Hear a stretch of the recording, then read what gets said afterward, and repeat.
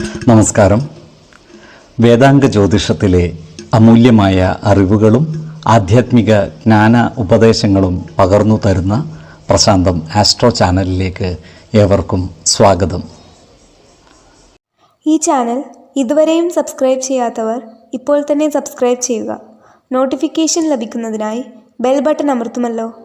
ഒപ്പം channel like ചെയ്യുക, share ചെയ്യുക, കമൻറ്റ് ചെയ്യുക.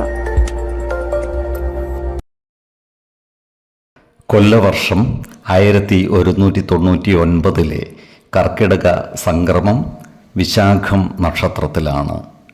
കർക്കിടകം 1-ാം തീയതിയിലെ ഗ്രഹനില അനുസരിച്ച് എടവം രാശിയിൽ സർവേശ്വരകാരകനായ വ്യാഴവും കുജനും, മിഥുനത്തിൽ ആദിത്യനും, കർക്കിടകം രാശിയിൽ ബുധനും ശുക്രനും, കന്നിയിൽ കേതുവും, തുലാം രാശിയിൽ ചന്ദ്രനും ഗുളികനും, കുംഭത്തിൽ ശനിയും, മീനം രാശിയിൽ രാഹുവും സ്ഥിതി ചെയ്യുന്നു.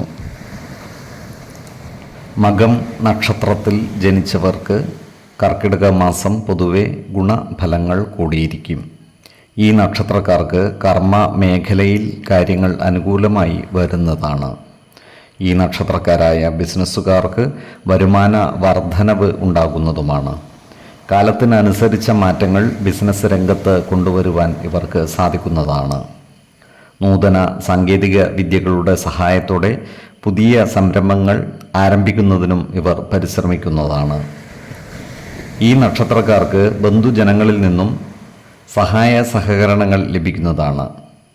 എന്നാൽ കുടുംബകാര്യങ്ങളിലുള്ള അനാവശ്യ ഇടപെടലുകളും ഭാഷണങ്ങളും ഒഴിവാക്കി മുന്നോട്ട് നീങ്ങുവാൻ പരിശ്രമിക്കേണ്ടതാണ്. ഈ നക്ഷത്രക്കാരായ വിദ്യാർത്ഥികൾക്കും മറ്റു പഠിതാക്കൾക്കും അനുകൂലമായ കാലമാണ്.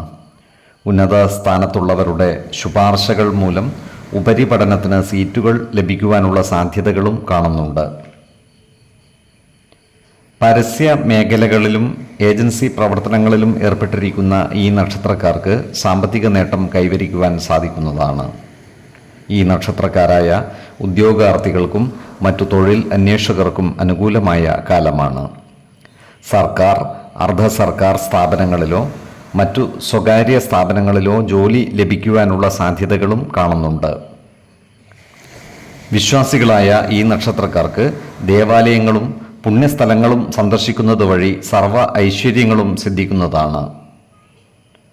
ഈ നക്ഷത്രക്കാരുമായി ബന്ധപ്പെട്ടുള്ള കോടതി വ്യവഹാരങ്ങളിൽ അനുകൂല തീരുമാനം വൈകുവാനുള്ള സാധ്യതകൾ കാണുന്നുണ്ട്.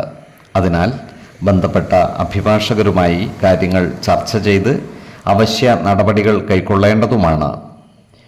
ഏതു കാര്യം ചെയ്യുമ്പോഴും 2 വട്ടം ആലോചിച്ചു മുന്നോട്ട് നീങ്ങുന്നതാണ് ഗുണകരമാവുക. ഈശ്വര കടാക്ഷത്താൽ എല്ലാ പ്രതിസന്ധികളെയും അതിജീവിക്കുവാൻ ഇവർക്ക് സാധിക്കുന്നതുമാണ്. 2, 12, 28 തീയതികൾ അനുകൂലമാണ്.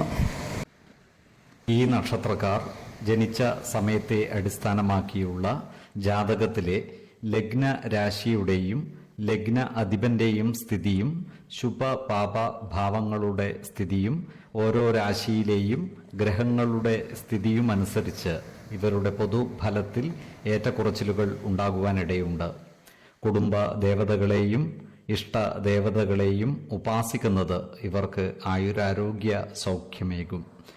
ഇഷ്ടദേവതാ മന്ത്രം 108 തവണ ദിനംതോറും ലിഖിത ജപം ചെയ്തു വരുന്നത് ഇവർക്ക് സർവ്വ ഐശ്വര്യങ്ങളുമേകും. നല്ല വ്യക്തി സാധനകളോടെയും ഉപാസനകളോടെയും മുന്നേറിയാൽ സർവേശ്വരാനുഗ്രഹത്താൽ ഇവരുടെ സർവ്വകാര്യങ്ങളും മംഗളകരമാകും. നന്ദി, നമസ്കാരം. ജ്യോതിഷരത്നം പ്രശാന്ത് കണ്ണോം.